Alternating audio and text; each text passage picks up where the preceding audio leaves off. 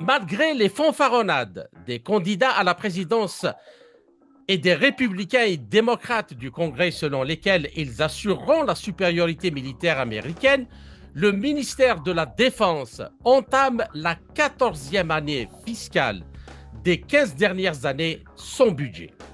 Les conséquences désastreuses d'une nouvelle année commençant avec une résolution de financement continu du Pentagone ont été communiquées au Congrès par le secrétaire à la Défense, Lloyd Austin, ce mois-ci. Ce n'est que la plus récente démonstration du fossé béant entre la rhétorique politique de Washington sur le maintien de la puissance militaire américaine et les dures réalités sur le terrain. C'est dans ces termes que l'ancien secrétaire américain à la Défense, dans les administrations successives de George Walker Bush et Barack Obama, Robert Gates, décrit la situation catastrophique de l'armée des États-Unis dans une tribune publiée le 24 septembre 2024 par le Washington Post sous le titre « Nous sommes confrontés à un danger sans précédent. Le Pentagone et le Congrès doivent changer leur méthode. » Tout en confirmant son adhésion aux méthodes hybrides et soft power, M. Gates affirme que ces instruments ne sont efficaces que dans le contexte d'une puissance militaire américaine si convaincante que les adversaires sont dissuadés de prendre les armes contre nous ou nos alliés.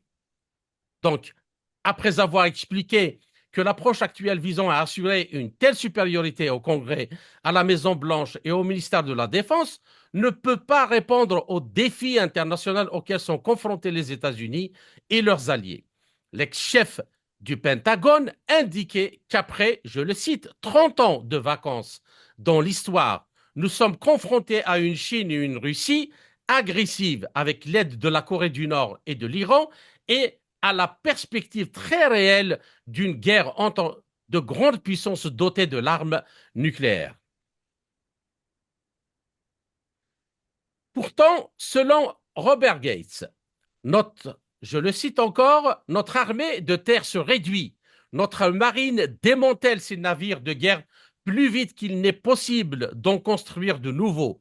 Notre armée de l'air stagne et seule une fraction de nos forces est disponible pour le combat à un moment donné. Après des décennies de négligence, la base industrielle de défense ne peut pas produire les systèmes d'armes majeurs en nombre suffisant et dont les délais impartis, ni, comme nous l'avons vu en Ukraine, la vaste quantité de munitions nécessaires à un conflit entre grandes puissances. Malgré ces réalités, la situation à Washington reste globalement la même et d'appeler, je le cite encore, à un changement radical nécessaire pour transformer la rhétorique en un gage de supériorité militaire à long terme. Parallèlement, il estime que le ministère et les services militaires doivent réévaluer les systèmes et les stratégies existants pour faire face à un type de guerre que nous n'avons jamais mené auparavant.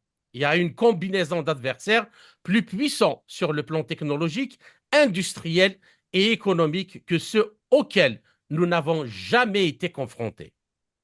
Ainsi, en dépit de tous les moyens faramineux mis au service de son développement, pourquoi l'armée américaine est-elle incapable de faire face à un conflit de haute intensité contre la Russie, la Chine, l'Iran et la Corée du Nord, comme l'affirme M. Gates dans son article? Où en est la situation du complexe militaro-industriel américain?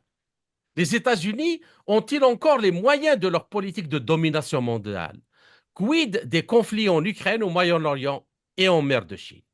Alors, pour discuter de toutes ces questions fondamentales, j'ai l'honneur et le plaisir de recevoir depuis Moscou Xavier Moreau, fondateur et directeur du Centre d'analyse politico-stratégique Stratpol. Xavier Moreau, bonjour et merci d'avoir accepté de nous accorder cet entretien. Merci pour votre invitation. C'est nous qui vous remercions et tout le plaisir est pour nous. Alors, la première question, Xavier Moreau. Alors, si l'on prend la colonne euh, de la dette fédérale, elle est passée de 426 milliards de dollars en 1971, c'est-à-dire l'année où le président Nixon avait décidé de découpler l'or du dollar, à 36 000 milliards de dollars, à près de 36 000 milliards de dollars aujourd'hui. La dette a été multipliée par 82 fois au cours de cette période, alors que le PIB n'a été multiplié que par 26. Et puis on a l'écart croissant entre la dette et le PIB signifie qu'il faut de plus en plus de dettes pour créer une croissance qui désormais s'avère artificielle. Et ainsi, le ratio de la dette PIB est passé de 39% en 1971 à 122% aujourd'hui. Avec donc simple extrapolation, on pourrait s'attendre à ce que cette dette atteigne les 40 000 milliards de dollars en 2025, si l'on voit à peu près comment les choses ont évolué durant ces 5 dernières années. Donc, Xavier Moreau, des déficits insoutenables, une dette galopante combinée à une armée en déliquescence sont-ils la recette parfaite pour la fin de l'empire US et de ses alliés? Et puis, peut-on continuer à prétendre être la plus grande économie mondiale et la grande puissance mondiale tout en gérant très mal ses affaires? Ouais, en fait, il faut voir deux choses. Il faut voir de quoi est composé le PIB et il faut voir pourquoi faire cette dette. Et le problème, c'est que c'est Emmanuel Todd qui le souligne très bien, la composition du PIB américain n'est pas un PIB productif. Il est beaucoup moins productif que le PIB de la Chine ou que le PIB de la Russie, que le PIB de l'Inde, qui sont des pays qui soit sont très industrialisés, soit et veulent même encore on prend le cas de la Russie, s'hyper industrialiser ou de l'Inde qui a bien l'intention de rattraper son partenaire concurrent chinois. Le problème des États-Unis, c'est ça, c'est qu'en fait, on est passé d'une puissance américaine qui en 45, bah, son PIB, c'est la moitié du PIB mondial, c'est l'usine du monde. On est passé à un pays qui a financiarisé son économie et qui produit de moins en moins.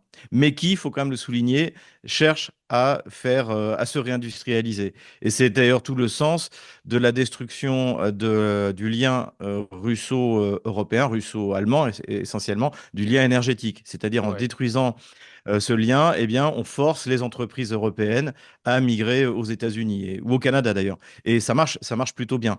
Mais est-ce que ça va permettre de rattraper la Chine? Est-ce que ça va permettre de rattraper l'Inde, la Russie, tous ces pays qui eux, vont de l'avant et très rapidement?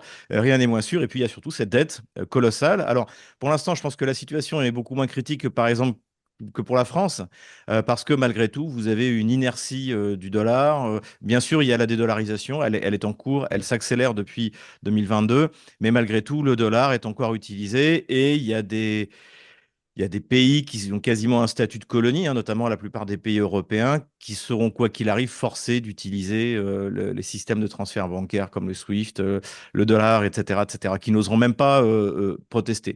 Donc, il ne faut pas non plus sous-estimer cette inertie, cette capacité et le poids, quoi qu'il arrive. En PIB nominal, malgré tout, les États-Unis sont encore devant la Chine. Alors, en parité de pouvoir d'achat, depuis 2017, ils sont largement derrière. Mais ça veut dire que dans l'économie mondiale, le poids des États-Unis est tellement fort que c'est un peu too big to fail, hein, c'est-à-dire Oui, que oui, oui. le, Personne n'a personne n'a intérêt à vraiment ce envie. que les États-Unis C'est se ça. Et désintègrent. d'ailleurs, Vladimir Poutine avait eu des déclarations à ce sujet assez intéressantes, puisqu'il avait dit, nous, ça nous intéresse pas du tout qu'il y ait un effondrement mondial, que les États-Unis se portent mal. Évidemment, la Russie est exportatrice de matières premières. S'il y a un écroulement économique aux États-Unis, il y aura des résonances mondiales et ben, ça touchera les exportations russes. Donc, je pense qu'il y a encore de l'inertie, mais il faut qu'ils prennent des mesures, je dirais même pas pour la stabilité mondiale, mais même pour les États-Unis eux-mêmes. Leur modèle a échoué. Leur modèle de développement a Mhm. échoué et il est temps qu'ils redeviennent raisonnables.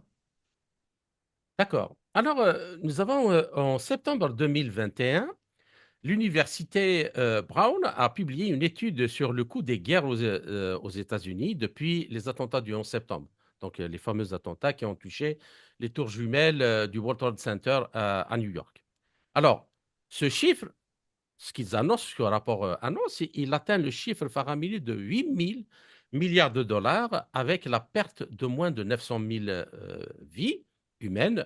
Et ainsi, au cours des 20 dernières années, les États-Unis ont dépensé 8 000 milliards de dollars, soit 40% de leur PIB annuel, pour mener des guerres totalement infructueuses. Et le rapport indique, ça c'est le rapport qui le dit, hein, je ne suis pas en train de rajouter des choses, c'est le rapport lui-même qui le souligne. Et le rapport indique également que même après l'exode d'Afghanistan, les États-Unis sont toujours impliqués dans des guerres dans au moins 85 pays ce jour. Donc, les guerres, donc Xavier Moreau, perte de guerre accompagnée d'endettement excessif, de déficit, de dévaluation et de décadence, à l'instar de la défaite des États-Unis et leur fuite précipitée et humiliante d'Afghanistan et d'autres théâtres de conflit, signifie-t-il clairement la fin de l'Empire américain? Je pense que pas seulement la dette, il y a plusieurs choses qui expliquent, on pourra revenir tout à l'heure sur cette question-là. Il y a le fait que les États-Unis, pour parler clairement, sont une puissance impérialiste. Voilà. Mhm, Donc pour être une puissance impérialiste, il faut être capable de projeter des forces et de les y maintenir. C'est mhm, ce qu'ils ont fait en 2003 pendant la deuxième guerre du Golfe, la guerre d'Irak. Ils ont envoyé 250 000 hommes, et puis il y avait à peu près 50 000 de leurs alliés anglais, polonais, ukrainiens d'ailleurs. Ça ne la dérangeait pas à l'époque d'envahir un pays ouais, sans mandat des Nations des Unies. Nations Unies. Donc ils ont perdu leur. Donc ils avaient cette capacité-là, il faut quand même le faire, d'envoyer de l'autre côté de l'Atlantique, de rentrer jusqu'en Irak pour envahir un pays. Il fallait quand même le faire. Aujourd'hui, ils ne sont plus capables de faire ça. On est en train d'assister à la négociation entre Bagdad et Washington pour le départ des derniers 2500 hommes. On Mhm. s'en rende compte. Et aujourd'hui, les États-Unis sont défiés en mer Rouge par les Houthis au Yémen, et ils sont incapables de mener une opération terrestre du style de ce qu'ils ont mené en Irak. Donc on peut dire que la guerre en Irak, c'est un peu l'apogée de la puissance américaine. Et à partir de là, en fait, les coûts, le rapport coût-bénéfice est totalement disproportionné. Et pourtant, en fait, il y avait tout un lobby, hein, souvenez-vous, qui encourageait la guerre en Irak. Il y avait officiellement des discours qui disaient il y a des réserves de pétrole, ce qui est vrai d'ailleurs, colossal. On va redessiner la carte du Moyen-Orient. Or, finalement, ces guerres, c'est un peu comme l'histoire de la colonisation, si vous voulez. C'est ce que disait l'économiste français Bastiat au début du 19e siècle. Il a dit la colonisation n'enrichit que les fonctionnaires, les militaires et les commerçants. Voilà. En revanche, ça appauvrit Mais pas la nation. le, voilà, ça appauvrit la nation. D'ailleurs, vous voyez très bien qu'en France, ceux qui étaient opposés à la colonisation, c'était les nationalistes. Ou alors Clémenceau, qui avait une vision très patriotique républicaine. Mais Gambetta et Ferry, donc qui étaient les promoteurs de la colonisation, eux voyaient ça dans un but d'exporter les valeurs de la Révolution française, soi-disant, etc., etc. Et finalement, donc, ça a coûté très cher à l'État, comme aux États-Unis, ça a coûté très cher à l'État. Il y a des gens qui se sont extrêmement enrichis. Oui, les commerçants se sont enrichis, les fabricants d'armes se sont enrichis, mais l'État américain s'est appauvri dans ces guerres, et c'est ce que vous constatez avec vos chiffres. Et je me souviens plus qui disait, mais qui disait pourquoi est-ce que la Chine aujourd'hui est si riche, si prospère, si puissante, avec une énorme classe moyenne qui pourrait suffire en elle-même d'ailleurs à maintenir sa croissance, parce qu'elle n'a pas fait la guerre. La Chine ne fait pas la guerre. Ça fait 3000 ans que la Chine, plus de 3000 ans que la Chine existe. Elle ne fait pas la guerre. Et ses ressources sont faites pour développer son potentiel national. Elle a une population qui est clairement un peuple d'élite. Les Chinois sont un peuple d'élite. Et donc, en fait, ils ont autre chose à faire que de faire la guerre. Et alors qu'au contraire, Washington ne veut pas de partenariat, mais veut des esclaves, des nations esclaves. Alors en Europe, ça se passe très bien parce qu'il y a toute une partie de l'élite européenne qui est acquise à cette position. On le voit en France, on le voit en Allemagne, c'est-à-dire que les dirigeants sont capables de prendre des décisions qui vont contre l'intérêt des pays qu'ils sont censés gouverner. Voilà. Donc, mais ça, finalement, c'est un cas très européen. Le reste du monde, eh bien, il y a des élites locales qui, eux, elles, ont décidé, bah, tant bien que mal, avec les moyens dont elles disposent, d'être souveraines et de travailler dans l'intérêt du pays. Et au niveau global, bah, c'est la Chine, c'est ça. L'Inde, c'est ça. Des raisons Et pour lesquelles d'ailleurs, ils c'est n'ont ça pas. qui leur a euh, permis justement de financer leur projet millénaire du siècle C'est ça, c'est la ça. route, la nouvelle route de la soie. Donc, en fait, si vous voulez, de toute manière, toutes les entreprises coloniales, la plupart, n'ont jamais été rentables pour les nations. Elles ont enrichi des gens et surtout, quand on regarde par exemple la colonisation de l'Empire romain, elles ont avachi les populations des métropoles, si je me permets. Donc, en Mhm. fait, c'est une très mauvaise idée. L'impérialisme, en fait, est destructeur pour les nations qui la pratiquent. Et c'est ce dont est en train de s'apercevoir l'administration américaine, à commencer par Lloyd Austin. Et puis après, il y a un autre problème, alors je ne sais pas si on en parle maintenant, mais Oui, euh, dont il faut parler, c'est le poids du complexe militaro-industriel américain. C'est le absolument. discours On y de vient. 62, je crois, du président Eisenhower.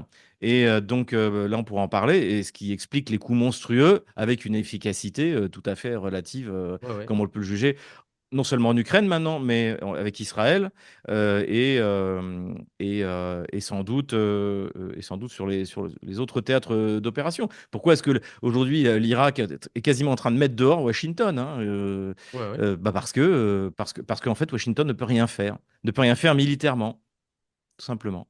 D'accord.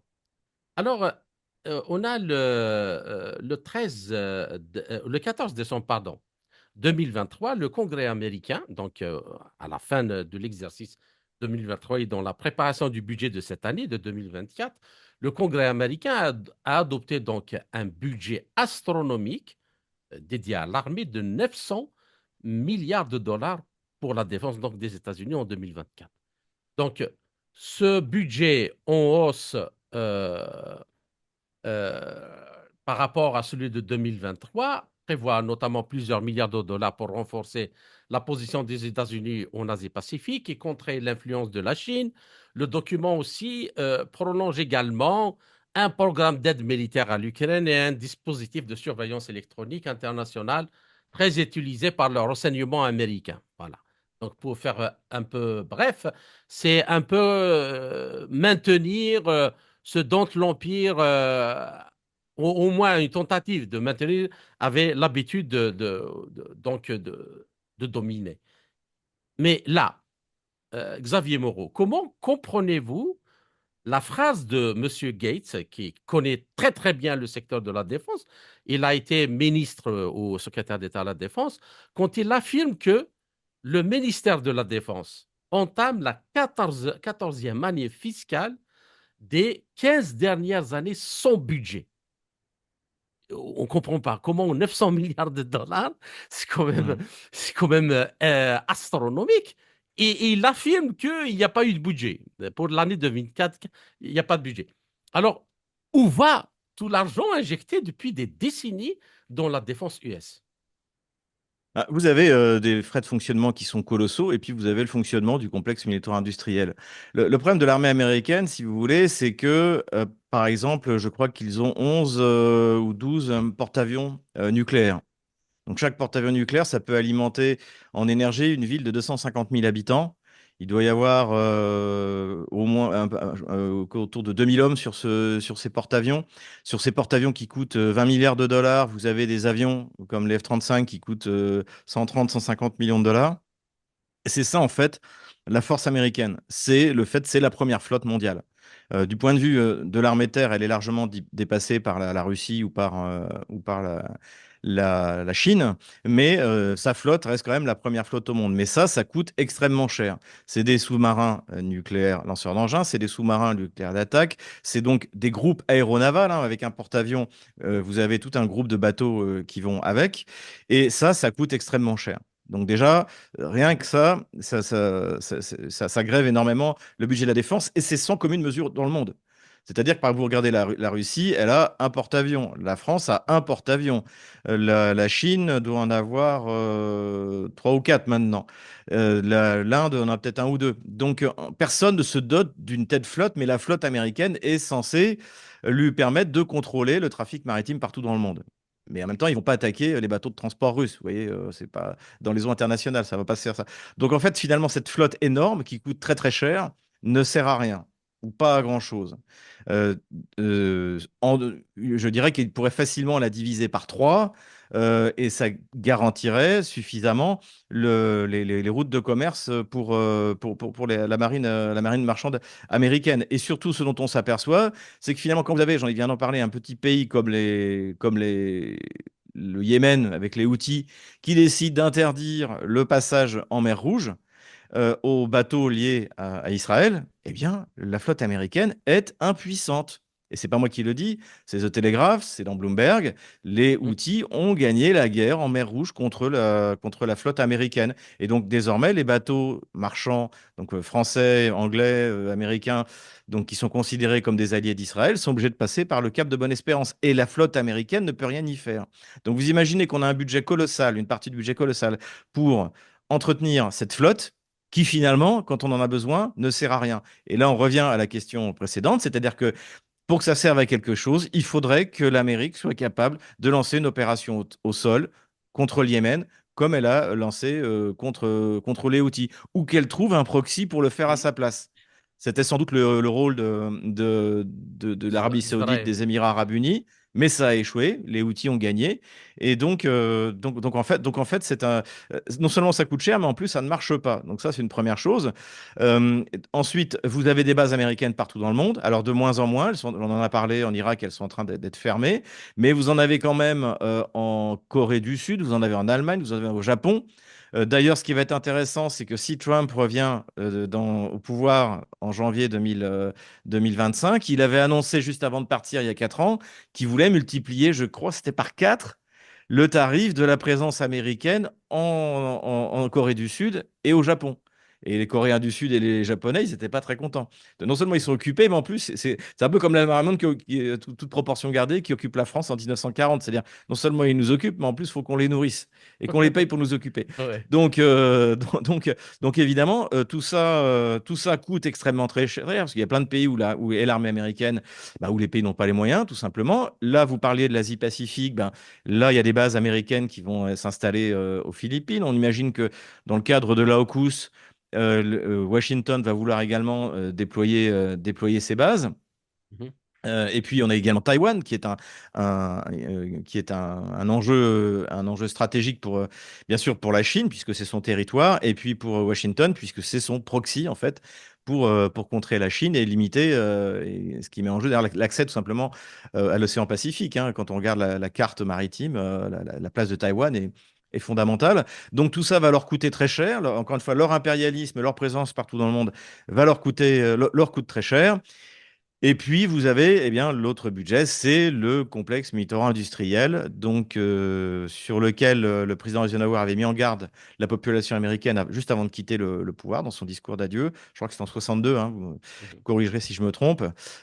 Et donc, il avait dit, non, c'était avant, non, 62, c'était pas ça, non, C'était, c'était je un peu crois que avant, c'était c'était en en 59. 59, je crois, 59. Bon, Mhm. je me fais vieux, j'ai la mémoire qui flanche. Donc, peu importe. Donc, dans son discours, il dit que le complexe militaro-industriel qui était monté en puissance pendant la Seconde Guerre mondiale est devenu un problème parce qu'il encourage l'Amérique pour se nourrir à faire la guerre. Voilà. Mhm. Et on en est, encore une fois, on n'est qu'à la fin des années 50 hein, quand cette situation-là. Donc derrière nous, on a comme guerre, on a la guerre de Corée, on est avant la guerre du Vietnam, on est avant toutes les guerres dont on vient de parler. Donc ce complexe militaro-industriel, le problème fondamental, et pourtant c'est moi, vous me connaissez, je suis partisan de l'économie de marché, mais il y a des domaines stratégiques comme l'énergie et l'armement qui doivent être étroitement contrôlés par l'État, comme Parce le, qu'ils le- assurent le- le- ils assurent voilà, la le développement des continuité de la nation. infrastructures. C'est ça, parce que c'est quelque chose, et c'est pas grave si ça coûte cher, c'est le devoir régalien de l'État, c'est pour ça qu'on paye des impôts, c'est pour avoir une défense qui se tienne. Donc, remettre les clés euh, au privé du complexe militaire industriel, c'est tout simplement de la folie. Pourquoi? Parce qu'en fait, vous avez des coûts monstrueux. Par exemple, Lockheed Martin, Boeing, ils ont des actionnaires. Ils Mhm. doivent payer ces actionnaires. Donc, ils font du lobbying. Bon, j'avais lu un article qui estimait que le prix d'un armement aux États-Unis, déjà, c'est 20% de lobbying. Ça s'appelle la corruption, en fait. Hein. Aux États-Unis, la corruption est Oh. institutionnelle. Et donc, en fait, vous avez ce lobbying. Vous avez aussi le fait qu'on ne fabrique pas des armes pas chères. C'est pas intéressant. On veut faire de la plus-value. Mhm. Donc, on fabrique des armes de très haute technologie. Donc, quand il faut passer à la production de masse, on ne peut pas, parce que ça coûte trop cher et parce que la haute technologie, bah, Je crois que D'ailleurs, c'est ce que disait le chef d'état-major des armées françaises, le général Bucard, dernièrement, que lorsque un missile est lancé pour tuer Ouais, comment on l'appelle, le petit drone Shahid que les Yéménites à 20 000 dollars. voilà. Et Ouais, ouais, alors que le missile coûte 1 million de dollars, ouais. si en fait c'est le drone qui a tué le missile, c'est pas le missile qui a tué le Le drone. Pentagone, je lisais la presse ce matin, le Pentagone a déclaré que, en fait, il y avait un problème de fourniture pour Israël. Mhm. Puisque les missiles Saad, je crois qu'ils s'appellent, coûtaient trop cher et qu'il n'y a pas, il y a pas, il y a pas la ressource. Et en plus, il faut aussi en envoyer en Ukraine. Et évidemment qu'Israël sera toujours prioritaire. Donc, c'est exactement ce que je dis, c'est-à-dire que, contrairement aux Russes qui ont développé toute une gamme de missiles antiaériens qui vont du Pantsir jusqu'au S-400, S-500, bientôt je pense S-600, en passant par les Buk M1, par toute une variété qui permet d'adapter le coût du missile à celui de son objectif. Mhm. Mais il n'y a que les Russes quasiment qui ont ça aujourd'hui à un niveau D'accord. qui touche la perfection. Pour nous, on n'a pas ça. On n'était pas du tout préparé à se battre contre une armée de Houthis qui tirent des missiles qu'ils ont fabriqués eux-mêmes. Il suffit qu'il y en ait un qui touche sur les 10 qui sont lancés pour que bah, ça tourne à la catastrophe et ou des drones marins de la même manière qui arrivent et qui peuvent détruire des bateaux Alors, qui coûtent des centaines de millions de dollars, voire si c'est un porte-avions, des milliards. Euh, en fait, c'est le modèle américain en fait, et l'Amérique a découvert, comme la France d'ailleurs, à l'occasion de la guerre en Ukraine, qu'elle ne produisait plus de poudre à canon pour fabriquer les obus, oh, qu'elle l'importait. Donc là, nous, tout d'un coup, en France, on s'est décidé en panique à se remettre à produire de la poudre à canon. Aux États-Unis aussi. Donc, de toute manière, tout ce que je dis, je ne veux pas empiéter sur les sujets qui viennent, mais tout ce que je dis, en fait, il y a une prise de conscience depuis le début de l'année aux États-Unis de la non-adaptation du complexe militaro-industriel américain pour l'effort de défense. On pourra développer le sujet si ça vous d'accord. intéresse. Alors, en dépit de ce budget donc, de défense US de 900 milliards de dollars qui explose tous les records dans un contexte de graves difficultés financières, économiques et industrielles, paradoxalement, l'armée américaine, notamment les forces terrestres et aériennes, semble être réduite en peau de chagrin, selon l'ex-chef du Pentagone, donc Monsieur Gates, Robert Gates. Alors, en effet, un rapport publié par le site de defensa.org indique que les effectifs sont tombés au niveau d'avant 1940, c'est-à-dire la dernière année d'isolationnisme avant l'entrée en guerre en 1941. Et dernière année d'une époque où, à part la parenthèse de 1917-18, c'est-à-dire vers la fin de la Première Guerre mondiale, les Américains refusèrent les engagements extérieurs. Fin 2023, l'armée américaine ne compte plus que 452 000 soldats en service actif. Selon le même site, le budget de près de 900 milliards de dollars de la défense US en 2024 est quasiment à égalité avec les dépenses américaines énormes de la Seconde Guerre mondiale, c'est-à-dire de 41 à 45, de tout le gouvernement. Hein. Cette somme est équivalente donc à une fois et demie le budget national de 1944 pour un peu plus de 10 millions de soldats. Voilà toute la... C'est-à-dire comment il résume la chose, 10 millions de soldats. Alors comment expliquez-vous cette disparité entre les moyens engagés et l'état des forces, notamment terrestres, de l'armée américaine? Quelles sont les causes de cette régression? Voilà, donc, encore une fois, il y a une augmentation globale des coûts que je viens d'expliquer. Il y a Oui, aussi un aspect qui explique la faiblesse, c'est qu'en fait, les jeunes Américains ne veulent pas servir dans l'armée. Donc, je pense qu'il y a une perte de prestige de la fonction militaire. Il faut voir que l'Amérique enchaîne les défaites. Ils ont perdu au Vietnam, ils ont perdu en Afghanistan, ils vont perdre en Ukraine. Et en plus, il y a une génération qui a été créée sur les fondements du wokisme qui a remis en cause le roman national, le récit national américain. Donc, il paraît même qu'on voudrait finalement, comment dire, cesser de célébrer George Washington parce que c'était un esclavagiste. Si vous voulez, quand vous brisez ce récit national, moi j'ai servi dans l'armée française. Les jeunes gens qui s'engagent à Saint-Cyr, c'est parce qu'ils aiment la patrie. C'est parce qu'ils pensent que la patrie vaut la peine qu'on se batte pour elle, que la peine qu'on meure pour elle. Mais si vous détruisez ce récit national, ce roman national, si en plus, au lieu d'utiliser votre armée pour défendre les intérêts bien compris de l'Amérique et des Américains, vous l'utilisez dans des expéditions impérialistes, ce dont on a parlé au début de cette émission, évidemment que une jeunesse généreuse n'a pas envie de s'y engager. Et puis à côté de ça, il y a le wokisme, il y a l'infiltration des milieux LGBT dans l'armée. On a vu notamment cet Le amiral problème de transgenre. l'obésité aussi. Euh, voilà, Problème de et too l'obésité. fat to serve, c'est un gros problème qui ne date pas d'hier, hein. Je crois que le premier article que j'avais lu sur la question, c'est en 2010, où finalement, bah, ça c'est aussi l'appauvrissement de la population américaine, hein. Quand on est pauvre, on mange mal.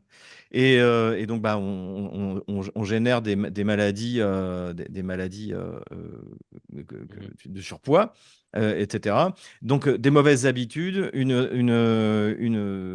un effondrement du système de santé aux États-Unis qui fait qu'en fait, il n'y a plus de jeunes qui sont déjà en état physique d'aller se battre et qui veulent le faire parce qu'encore une fois, la fonction militaire a perdu de son prestige. Mais on observe ça aux États-Unis, mais je peux vous le dire qu'on observe ça en France. Il y a un problème de recrutement en France. Donc, D'accord. je pense qu'il est là. Il y a eu cette espèce de défaite morale de la population américaine qu'elle s'est infligée à elle-même. Et puis, encore une fois, la défaite, et l'Amérique accumule les défaites militaires, la défaite ne vous encourage pas à vous engager dans l'armée, il faut bien s'en rendre compte. Alors, on peut, disons que après la tribune publiée par Robert Gates, il y a une autre tribune qui a été publiée le 1er novembre 2024 dans la prestigieuse revue américaine des relations internationales, Foreign Affairs, sous le titre La stratégie de renouveau de l'Amérique, reconstruire le leadership pour un nouveau monde. Et c'est le secrétaire d'État américain, Anthony Blinken, qui l'a donc écrite et dans laquelle il a réitéré les fondements, on peut le dire, sans prendre le risque de nous tromper, de la politique extérieure hégémonique des États-Unis depuis au moins le démembrement de l'Union soviétique en 1991.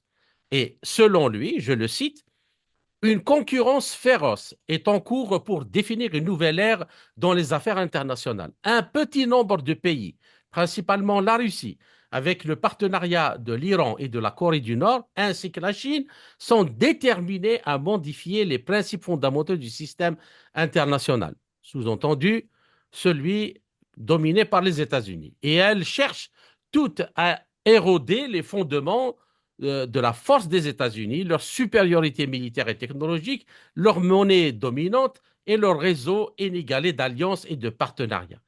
Et dans le même sens, le chef de la diplomatie donc américaine explique, je le cite, pour mener une concurrence vigoureuse, les États-Unis doivent utiliser tous les instruments de leur puissance pour faire avancer leurs intérêts. Cela signifie renforcer leur dispositif de force, leur capacité militaire et de renseignement, leurs sanctions et leurs outils de contrôle des exportations, ainsi que leurs mécanismes de consultation euh, avec leurs alliés et partenaires afin que le pays puisse dissuader de manière crédible toute agression, si nécessaire, se défendre contre elle. Voilà, fin de citation. Alors, Xavier Moreau, qu'en pensez-vous? Et est-ce que M. Blinken ne semble pas vivre dans un monde qui est tout sauf celui jadis dominé par les États-Unis? Si l'on compare un peu ses propos par rapport à ce que a dit Robert Gates. En fait, ce qu'il faut voir, c'est que ce dont parle Blinken, ça a été annoncé en 2018 par le secrétaire à la défense de Donald Trump, le général Mattis, qui a parlé du fait qu'on sortait du paradigme de la lutte contre le terrorisme, hein, d'après le 11 septembre, pour passer au paradigme de la lutte contre les puissances révisionnistes. Donc en fait, c'est ça. On est vraiment sur ce paradigme. Johnson, le président de la Chambre des représentants américains, a également parlé de du nouvel axe du mal, donc c'est-à-dire la Russie, la Chine et l'Iran, et maintenant donc s'ajoute la Corée du Nord. Le problème, c'est que quand vous regardez ce que font ces quatre puissances, bon, prenons essentiellement quand même la Chine, l'Iran et la Russie, c'est qu'ils ne cherchent pas à s'attaquer aux États-Unis. Absolument. Pas du tout. Ils le disent Simplement, même ils ne veulent au officiellement. contraire. Oui, ça ne les intéresse pas. Donc, quand ils parlent d'agression, de quelle agression est-ce qu'ils parlent? Ni la Russie, ni la Chine, ni l'Iran n'ont l'intention d'attaquer les États-Unis. C'est dans l'autre sens que ça se passe. En revanche, ces trois nations ne veulent pas être attaquées dans leur précaré. La Russie ne veut pas être attaquée à ses frontières par le proxy ukrainien. La Chine veut récupérer son intégrité territoriale qui est garantie par l'ONU, donc c'est-à-dire Taïwan, et l'Iran veut mettre fin aux ingérences américaines dans sa vie politique intérieure. Et en plus, après, avec sa politique, évidemment, au Moyen-Orient, de soutien aux Palestiniens et aux Libanais. Donc, quand Blinken parle d'agression, en fait, ce qu'il veut le dire, c'est ce qu'il appelle une agression, c'est une réaction d'un des pays donc de cet axe du mal, entre guillemets, pour défendre ses intérêts. C'est ce qu'on a observé en Une Ukraine. remise Et en donc, cause du le, statut dominant des États-Unis, en réalité. voilà, C'est ça qui. le problème fondamental que pose Blinken, c'est qu'en fait, la notion de droit international a été remplacée par celle beaucoup plus floue de règles Ouais. rules internationales. Parce que le droit international, c'est quelque chose d'assez clair, notamment dans le cadre de l'opération militaire spéciale, dans la mesure où l'Ukraine n'a pas appliqué les accords de Minsk au 1er janvier 2016, eh bien, la Russie, et que les accords de Minsk ont été votés dans le cadre d'une résolution du Conseil de sécurité des Nations Unies, la Russie est légitime à intervenir en Ukraine. Les États-Unis n'étaient pas légitimes à intervenir en Irak. Donc en fait, on a l'impression qu'avec Blinken, c'est-à-dire que ce qu'il veut, et là vous avez raison, c'est-à-dire qu'il vit dans un monde parallèle, c'est-à-dire que lui va annoncer qui sont les États bannis en fait, de la communauté, so-called, Mhm. communauté internationale. Mais ça ne peut pas marcher quand vous avez la Chine qui est la première puissance économique mondiale en parité de pouvoir d'achat, l'armée russe qui est la première armée de terre mondiale, et puis l'Iran qui également qui a une puissance de frappe, on vient de le voir sur Israël, contre laquelle, et on revient à notre sujet de la première partie de l'émission, les systèmes antiaériens américains ne peuvent rien faire. Donc effectivement, c'est un peu désuet, c'est une approche un peu désuète, c'est un peu comme si nous, on expliquait, je veux dire, si la France expliquait que voilà, il faut qu'on prenne les mesures nécessaires pour imposer notre volonté aux États africains qui ont composé nos anciennes colonies. Bah c'est aussi délirant. Ce serait, je n'exclus pas qu'Emmanuel Macron y pense, mais c'est, ce serait aussi délirant de notre part que c'est de la part de Blinken de s'imaginer que la puissance américaine qui est en plein délitement pourrait l'emporter face aux grandes puissances qu'elle a désignées. Et ce qui est triste, encore une fois, c'est que ça va se faire au prix du développement intérieur de l'Amérique. Et c'est les Américains du Middle West qui vont payer la folie néo-impérialiste de la côte Est ou de la côte Ouest. C'est ça qui est triste en fait. C'est-à-dire qu'aujourd'hui, les élites américaines devraient faire le constat que c'est fini. L'hégémon, c'est terminé. Donc maintenant, il faut se concentrer sur le génie national américain, et Dieu sait qu'il existe, et revenir à ce qui a fait la force de l'Amérique, l'industrialisation, l'entrepreneuriat, l'innovation, etc., où il y a encore de beaux restes, il n'y a qu'à voir Elon Musk. Enfin, je veux dire, bon.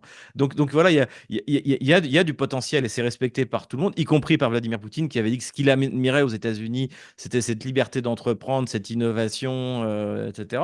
Et ça, finalement, à force de concentrer tout l'effort de la puissance publique pour une politique impérialiste, pour quelques lobbies, eh bien, c'est en train de détruire l'Amérique. Et malheureusement, Blinken, pour l'instant, lui, n'a toujours pas compris ce problème qui est.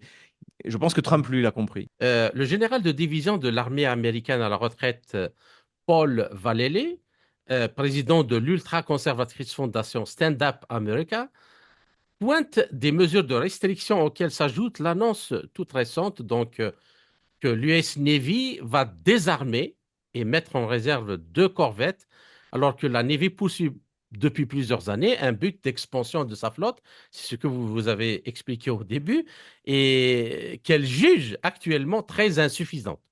Et la raison se trouve évidemment, selon le rapport des défenses.org, dans le manque de personnel.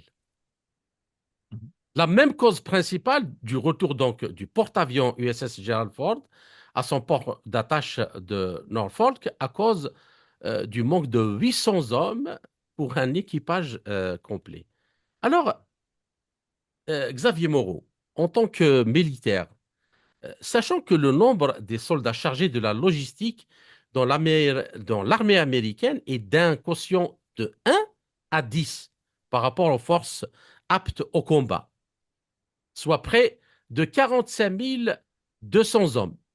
C'est tout par rapport à tout ce qui constitue l'armée américaine. Alors, peut-on dire que ce que font les Américains en Ukraine, au large de Gaza, au Proche-Orient, probablement dans le Golfe Persique contre l'Iran, on ne sait pas, avec la folie qui est annoncée par Blinken, ou dans la mer de Chine, relève plutôt du théâtre que de l'engagement militaire réel, ou carrément quelque chose qui relève de la folie à caractère psychiatrique. En fait, on vient un peu là, au sujet qu'on abordait tout au début, c'est-à-dire la flotte américaine, elle est censée garantir la libre circulation des flottes de commerce. Bon. En mer Rouge, elle ne peut pas le faire. Donc déjà, c'est un échec.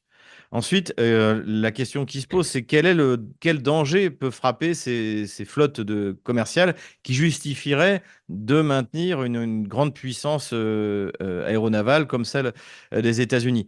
Alors, finalement, les dangers que rencontrent les bateaux de commerce, c'est la piraterie. Au large des côtes africaines, essentiellement. Mais ça, vous n'avez pas besoin de déployer un groupe aéronaval pour en venir à bout. Une bonne coopération internationale, d'ailleurs, qui s'était mise en place, y compris en coopération avec la Chine, la Russie, la France, les États-Unis, ça suffit largement. Donc la question qui se pose, effectivement, c'est pourquoi est-ce que les États-Unis ont besoin d'avoir une telle puissance navale qui leur coûte très cher, avec en plus, effectivement, des bateaux qui coûtent très cher à entretenir. Donc, on en revient là aussi à notre premier sujet, ou des bateaux, des nouvelles productions qui ne fonctionnent pas. Il y a eu le cas il y a 2 ans, je crois. C'était des nouveaux bateaux qui avaient été mis en place. Alors, c'était pas c'est des bateaux plutôt de contrôle en zone, des eaux territoriales. Donc, ça devait être un nouveau concept totalement innovant. Finalement, ils ont été démantelés après à peine avoir été mis en service parce que ça ne marche pas. Donc là, on vient également au problème, c'est-à-dire de l'emballement du complexe militaire-industriel. Le Pentagone doit imposer à son complexe militaire-industriel de réduire les coûts.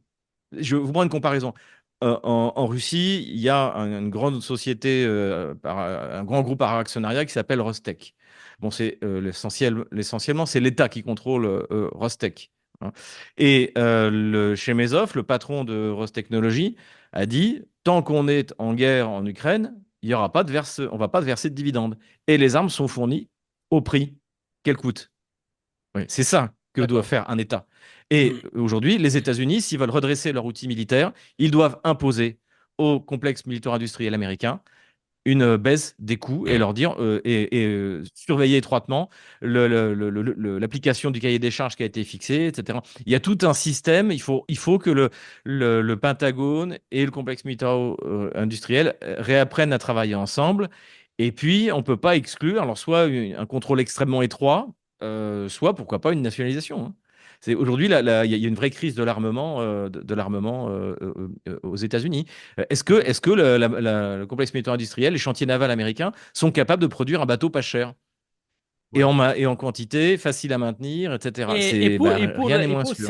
cette question-là des effectifs, c'est-à-dire aptes au combat, quand on regarde le quotient qu'il y a entre le nombre global des effectifs qui constituent l'armée américaine, en réalité, ce qui assure la logistique, c'est par rapport aux celles qui sont aptes au combat, c'est un rapport ou c'est un quotient de 1 à 10. Alors, avec 45 200 200 000 hommes, selon ce que dit ce rapport, on ne peut pas continuer. Au moins, prétendre d'avoir Mais l'intelligence d'arrêter, de prétendre d'aller gagner des guerres dans le monde entier. bah, ce qui est clair, c'est qu'avec 45 000 hommes, vous n'allez pas pouvoir aller attaquer les Houthis. Ça, Mais la question, encore une fois, c'est quel est le danger pour l'Amérique? Le danger sur son territoire est limité. Au nord, vous avez le Canada, qui est une puissance amie, pour ne pas dire colonisée. Et au sud, vous avez le Mexique, qui n'est pas en état d'envahir. Personne ne va envahir les États-Unis, c'est une puissance nucléaire, il risque rien. Donc en soi, avoir une petite armée de terre, bon, étant donné la taille des États-Unis, je pense que c'est quand même peu. Mais une petite armée de terre ne pose pas de problème pour les États-Unis. Il y a la question de la flotte. Et ça, c'est évidemment, c'est un problème. Je pense aussi une des raisons de la crise, précisément du recrutement dans la marine américaine, c'est qu'ils ont énormément investi dans ces bateaux dont je viens de vous parler, qui Mhm. devaient permettre de tout automatiser, et ce qui fait que les équipages étaient largement réduits. Or, ça, technologiquement, eh ben, c'est pas au point. Ça ne marche pas. Et finalement, on est encore une fois dans le problème d'un complexe militaire-industriel qui fait ce qu'il veut et qui tentent des bascules technologiques qui ne sont pas avec des technologies qui ne sont pas matures. On l'a vu avec le F-35, on le voit avec donc ces bateaux qui devaient être tout automatisés qui ne fonctionnent pas. On l'a vu avec les surcoûts colossaux des derniers porte-avions américains, et puis finalement des échecs dans le cadre de la dissuasion nucléaire, le retard dans les armes hypersoniques, ils ont 10 ans de retard par rapport à la Russie. Pourquoi? Parce qu'en fait, il n'y a pas de contrôle sur le complexe militaire industriel. On dépense de l'argent sans compter. Et en plus, à côté de ça, vous avez tout un problème du fait que ben, les usines de ce complexe sont dans différentes régions des États-Unis. Et donc, le sénateur Intel ou le représentant, le député de la Chambre des représentants va aller défendre auprès du Pentagone parce que lui veut être élu, donc il ne faut pas que l'usine ferme, etc. Il faut tout simplement que l'État américain reprenne tout ça en main et cesse de faire dépendre sa souveraineté militaro-industrielle sur des intérêts privés. Ça ne marche pas, c'est une catastrophe. Et le conflit en Ukraine, au Proche-Orient et à terme en Chine le démontre tous les jours. Ouais, ouais. D'accord. Alors maintenant, j'aimerais bien qu'on fasse un peu après le topo que nous avons fait sur la situation à l'Ouest, j'aimerais bien qu'on regarde et qu'on mette un peu les équilibres, comment ils se font dans la géopolitique mondiale face à ce que les pays de l'Est, justement, ceux qui sont désignés comme étant l'axe du mal, ont développé comme armement, que ce soit d'un point de vue technologique ou même en capacité humaine terrestre. Alors, Washington a déployé en Roumanie les missiles intercepteurs de son bouclier qui est censé, donc d'après les Américains, protéger les alliés européens. Ça, c'est la rhétorique habituelle. Alors, Moscou, pour sa part, considère qu'il entame la crédibilité de ses forces stratégiques et notamment celle de sa capacité de deuxième frappe. Euh, dans ce contexte, donc ces dernières années, la Russie a mis l'accent sur le développement d'armes supersoniques et hypersoniques même, censées notamment lui conférer la capacité de mettre en échec le bouclier antimissile américain, qui, disons-le, ils disent qu'il est défensif, mais on sait bien que, ils peuvent être transformés en bouclier, en capacité de tir offensive s'ils le souhaitent. Et ainsi, le système avant-garde désigne donc une tête nucléaire capable de mettre en œuvre un planeur hypersonique à la trajectoire difficilement prédictible et qui peut atteindre une vitesse allant de Mach 20 jusqu'à Mach 27. Et cette tête, elle est elle-même montée sur un missile intercontinental balistique de type Sarmat. Alors, Xavier Moreau, la Russie a-t-elle les moyens d'infliger une défaite stratégique à toute puissance tentée par une guerre nucléaire contre elle? Parce que actuellement, Oui, évidemment qu'elle l'a. Ce qu'il faut voir, c'est que le déploiement en fait de systèmes militaires américains en Europe, c'est un moyen de la coloniser. Quand vous avez des forces étrangères sur votre territoire, vous n'êtes plus souverain. C'est aussi simple que ça. Et c'était le sens. Alors, il faut savoir d'où ça vient. Tout ça, c'est 2002. C'est George Bush Jr. Mhm. qui sort du système du traité d'interdiction des missiles antimissiles. Qu'est-ce que c'était que ce traité? C'est un traité qui est signé en 1972 entre l'URSS et les États-Unis, qui, pour éviter la course aux armements, eh bien, les deux pays s'engagent à ne pas développer de système antimissile, pour qu'on reste dans Voilà. la destruction mutuelle assurée. Et pour que chaque pays, côté Moscou, du côté de Moscou comme du côté de Washington, eh bien, on sache que l'autre n'osera pas utiliser en premier, parce que sinon, sera radicale, et en gros, ce sera la fin du monde. Donc ça, c'était l'idée, la très bonne idée de 1972. Et George Bush Junior a voulu sortir de ça, poussé par les néoconservateurs américains, parce qu'il a voulu renouveler le coup de bluff qu'avait fait Ronald Reagan en 1983 avec son initiative de défense stratégique. Ronald Reagan n'était pas sorti officiellement du traité d'interdiction des missiles antimissiles, mais il avait parlé de mettre en place un système de satellites qui détruirait les missiles qui seraient lancés par l'URSS le cas échéant, et qui priverait ainsi l'URSS de sa capacité de frappe en premier ou de frappe en second. Et donc ça avait provoqué un traumatisme au sein d'ailleurs de l'establishment militaire soviétique, une des raisons d'ailleurs on peut le dire, ce coup de bluff avait marché, c'est une des raisons de la chute de l'Union soviétique. Donc George Bush Jr. a essayé de renouveler ça. Donc à ce moment-là, je me souviens très bien, Vladimir Poutine a dit, écoutez, nous, on a bien compris qu'on n'y arriverait pas à développer un système antimissile. Donc, bah, on va améliorer nos vecteurs. Il faut voir qu'aussi à cette époque, George Bush Jr. Justifiait ça d'installer des systèmes antimissiles en Pologne, Ouais, ouais, en dans les pays Turquie. d'Europe de l'Est. C'était pour protéger des missiles iraniens qui seraient Ouais. envoyés, ou nord-coréens qui seraient envoyés sur les États-Unis en passant par l'Europe, hein, pourquoi pas.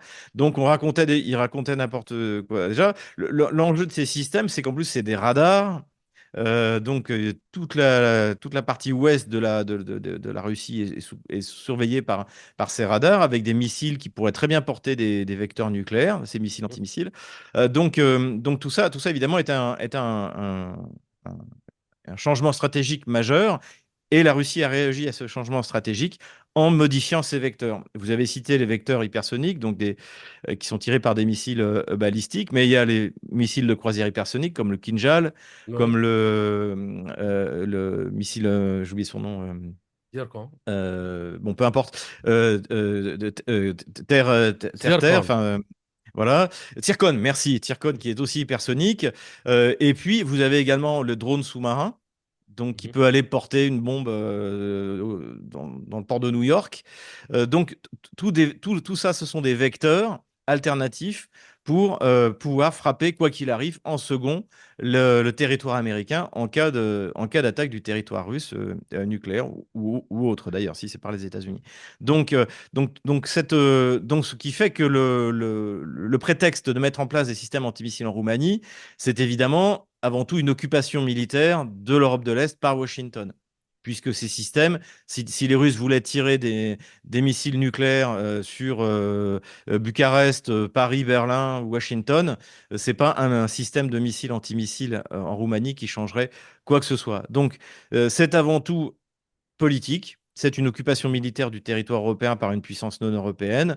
Et puis, je pense, ça arrange aussi, je crois que c'est Raytheon qui développe ces systèmes. Donc, ça fait gagner de l'argent à Raytheon, voilà, au prix du contribuable américain. Et par rapport Donc à ça, là encore. Mhm. allez-y, allez-y. Allez-y. Oui, non, donc là, on est Oui. encore un peu sur toujours c'est à la fois de l'idéologie, donc bah, du néo-impérialisme américain, et surtout cette volonté de coloniser, plutôt de faire une endo-colonisation pour être sûr que ces colonies ne s'échappent pas, donc en mettant des troupes sur place, et puis bah, de faire travailler le complexe militaire-industriel. Et par rapport justement aux armes hypersoniques et aux vecteurs d'action qu'ils ont, comme par exemple l'avant-garde, est-ce que il y a encore une utilité d'un point de vue militaire, strictement militaire, d'analyse militaire, aux porte-avions ou aux autres bateaux? Du moment que la Russie, si elle décide, elle peut couler toute la flotte américaine avant même qu'elle quitte son port d'attache aux États-Unis. Tout à fait, mais d'ailleurs, je ne pense pas que les groupes aéronavals américains soient destinés à faire la guerre, ni d'ailleurs à la Chine, ni à la Russie. C'est bien le problème, c'est la question, c'est à quoi servent-ils? Juste que je dirais, jusqu'à la guerre en Afghanistan, en Irak, on pouvait amener un porte-avions en mer d'Arabie, je ne sais pas, dans l'océan Indien ou en Méditerranée, et ça permettait effectivement de projeter la force pour aller bombarder la Syrie, par exemple, pour faire Ouais, des ouais. choses comme ça. Mais aujourd'hui, en fait, donc c'est une arme extrêmement coûteuse, mais qui ne peut servir que contre des pays qui ne peuvent pas se défendre.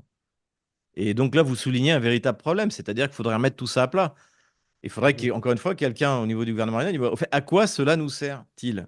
Oui, bon, bon la France, par exemple, qui a des territoires outre-mer jusque dans le Pacifique, a besoin d'avoir une capacité de projection. Ou alors elle Ouais. abandonne ses territoires. Mais elle a besoin d'avoir une capacité de projection. Et en plus, le porte-avions, surtout les porte-avions américains ou français, donc qui sont des porte-avions catapultés, avec des systèmes de catapultage, donc les avions peuvent décoller à charge maximum, c'est aussi un outil de prestige militaire. Et c'est pas à négliger. Mhm. C'est quand même ça donne une capacité de projection qui n'est pas insignifiante. C'est d'ailleurs pour ça que la Russie, que la Chine en ont, alors que finalement ils ont quasiment pas de territoire outre-mer. Ouais. On peut pas considérer que Taïwan c'est un territoire outre-mer. Donc en fait vous posez les bonnes questions en fait. Vous posez les questions que devrait se poser l'administration américaine. À quoi nous sert toute cette flotte mais qui finalement ne sert pas à grand-chose et ne Mhm. peut pas dissuader les puissances sérieuses, ni l'Iran, ni la Chine, ni les États-Unis. Ça a Et marché en d'ailleurs, même Irak, les ça a marché Houthis, il y a 20 ans. même les Houthis, ils ne se Même sentent pas. Les Houthis n'ont pas peur des porte-avions. Il n'y a plus de porte-avions américains à portée de tir des Houthis, il faut bien, de groupe aéronaval américain. Mhm. Encore une fois, c'est pas moi qui le dis, c'est dans la presse anglo-saxonne. C'était le titre sur The Telegraph, donc c'est anglais, c'était le titre de Bloomberg. Les Houthis ont gagné la guerre en mer Rouge. Voilà. Ça ne veut pas dire qu'ils ont détruit l'armée américaine, c'est-à-dire que l'américaine n'ose pas y aller, Ouais, parce ouais. qu'effectivement, les Houthis, ça leur coûtera rien de balancer 15 missiles sur un groupe aéronaval américain. Il suffit qu'il y en ait un qui touche déjà au niveau du prestige. Je n'en parle même pas. Et puis, si en plus il y en a un qui coule, pas forcément le porte-avions, mais un des bateaux du groupe aéronaval, bah là c'est la catastrophe. C'est la catastrophe internationale et c'est l'humiliation totale. Donc, bah, finalement, on a un super armement, le groupe aéronaval, mais bah, on ne l'utilise pas parce qu'on ne peut pas se permettre d'en perdre un. On voit très bien ce que ça a donné, les missiles patriotes, la contre-publicité qui est faite sur les missiles patriotes en Ukraine. Et là, tout ce qu'on voit, le dôme de fer israélien qui Ouais, ouais. n'a un dôme de carton, hein, donc qui en fait, et surtout le coût des interceptions. La première tir de représailles iranien, qui était très léger pour montrer qu'il pouvait le faire, l'interception avait coûté autour d'1 milliard de dollars. Ouais, ouais. Un Donc, milliard, un milliard voilà. 35. Voilà. Donc c'est pour ça que, bah, encore une fois, faudrait que le Washington remette les choses à plat. Et c'est-à-dire, quel est notre but? Si leur but, c'est de développer l'économie, la société américaine de manière saine, faut mettre fin au néo-impérialisme. Il n'y a pas d'autre solution. Mhm. L'impérialisme, le décollage de la France économique, c'est bien unique, réel, c'est juste après le largage des colonies. Hein. Ouais. Et à partir de ce moment-là, l'État peut investir dans le développement de la métropole et bien être obligé de trouver autre chose que une espèce d'expansion irrationnelle sur des territoires lointains. Eh bien, il y a des territoires qui sont dans le territoire français Absolument. qu'il fallait développer. Donc là, si l'Amérique veut s'en sortir, elle doit mettre fin à l'impérialisme. Il n'y a pas d'autre solution. D'autant plus qu'elle ramène, que ça aussi elle ramène en même temps la paix et le développement dans toutes les régions du monde et qui résout beaucoup de problèmes, notamment celui de l'immigration forcée. Alors, Tout à fait. une dernière question, Xavier Moreau. Le scénario de guerre globale contre le terrorisme a également bénéficié donc à ces inventeurs que vous avez cités tout à l'heure, qui depuis 2003 cherchaient à installer des bases militaires dans la zone sahélienne en Afrique, en y développant donc des programmes d'instruction militaire, Pan Sahel Initiative, et puis Trans-Sahara Counter Terrorism Initiative. Euh, à la faveur donc de l'opération Serval, au cours de laquelle leur apport en matière de renseignement militaire a été publiquement reconnu, les Américains ont finalement réussi à implanter leurs drones à Niamey au Niger, en plein précaré français, et à justifier leur présence militaire en Afrique de l'Ouest avant de les quitter dernièrement. Donc le Niger a chassé les forces américaines dernièrement de son territoire. Alors, l'objectif prioritaire du Pentagone, qui semblait être de contenir l'expansion de la Chine, puis actuellement de la Russie et de l'Iran, en se rapprochant militairement des sources d'approvisionnement en pétrole et autres minéraux indispensables au développement industriel de ces puissances rivales, est-il encore tenable dans la situation actuelle? Et puis les pays africains sont-ils appelés à profiter de l'occasion actuelle pour s'émanciper, à l'instar de ce que font les États de l'Alliance des États du Sahel? Ah, je pense qu'aujourd'hui, l'Afrique et les pays africains, plus exactement, parce qu'en fait, c'est pareil, on me dit l'Afrique, mais en fait, c'est les pays africains, hein. Et un Sud-Africain n'est pas un Burkinabé. Donc, l'Afrique est, je dirais, face à son destin. Et ce qui fait plaisir, c'est que je vois dans pas mal de pays d'Afrique une nouvelle élite jeune. Bah, je parlais du Burkina Faso avec Ibrahim Traoré, au Sénégal avec le Premier ministre Ousmane Sonko. Donc, on voit que partout en Afrique, eh bien, apparaissent une nouvelle élite qui a envie de tenter sa chance et sans s'appuyer sur les anciennes puissances coloniales qui sont malheureusement toujours en train d'essayer d'orienter dans leur sens ou dans le sens de leur idéologie, c'est le cas de la France, notamment les fameuses idéologies LGBT, etc., les décisions des gouvernements. Donc là, pour l'Afrique, il y a un moment, pour les pays africains, il y a un moment, à mon avis, extrêmement important, c'est qu'ils ont des partenaires qui ne s'immiscent pas dans leurs affaires intérieures. La Chine, la Russie, l'Inde, je pense la Turquie, même si avec la Turquie, il y a toujours une petite idée derrière la tête. Ouais, Et ouais. ça, je pense que c'est extrêmement important parce que ça met les gouvernements africains, des pays africains, face à leurs responsabilités. Si ça marche pas, ce sera de leur faute. Ils pourront pas invoquer l'ancienne puissance coloniale, etc., etc. Absolument. Donc là, je pense qu'il y a vraiment un moment historique et j'espère que beaucoup de pays africains vont le saisir parce que c'est le moment de faire, je dirais, un grand bond en avant dans ce domaine-là, dans le domaine de la souveraineté, même si c'est difficile. Évidemment qu'un pays pauvre comme le Burkina Faso va pas sur un claquement de doigts Absolument. devenir Taïwan du point de vue économique. Mais en revanche, l'approche qu'on entend de plus en plus sur la souveraineté monétaire, sur le fait de transformer les matières premières sur place plutôt que de les livrer brutes, tout ça va dans un sens qui est, à mon avis, très positif. Et je pense que les Chinois, même si ils font pas de l'humanitaire, hein, les Chinois et les Russes, par exemple, et les Turcs et les Indiens peuvent le comprendre. Par exemple, la Russie est prête à construire des mini-centrales nucléaires en Afrique. Ouais, ouais. Il y a déjà des négociations, donc c'est un investissement. Évidemment que les pays en question n'ont pas les moyens de se le payer, donc la Russie se paiera. C'est un investissement russe qui sera payé par la vente d'électricité Exploitation. en coopération. Voilà. Donc ça c'est de l'investissement productif qui va donner, qui va apporter de la souveraineté à l'Afrique. L'énergie, de toute manière, c'est à mon avis aujourd'hui encore plus important que la main-d'œuvre.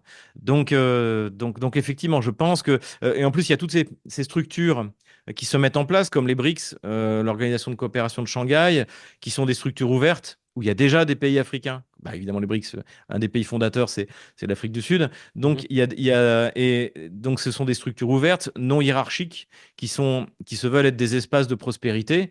Et évidemment que les pays africains doivent trouver leur place. C'est aussi un système, on en parlait, effectivement qui se met en place de systèmes de paiement alternatifs, des institutions qui vont apparaître, la Banque des BRICS, des choses comme ça, Mhm. qui vont, je pense, permettre aux pays africains qui le veulent, qui le souhaitent, et aux peuples africains qui ont réussi à trouver les élites qui veulent leur bien, eh bien D'accord. de se développer de manière indépendante.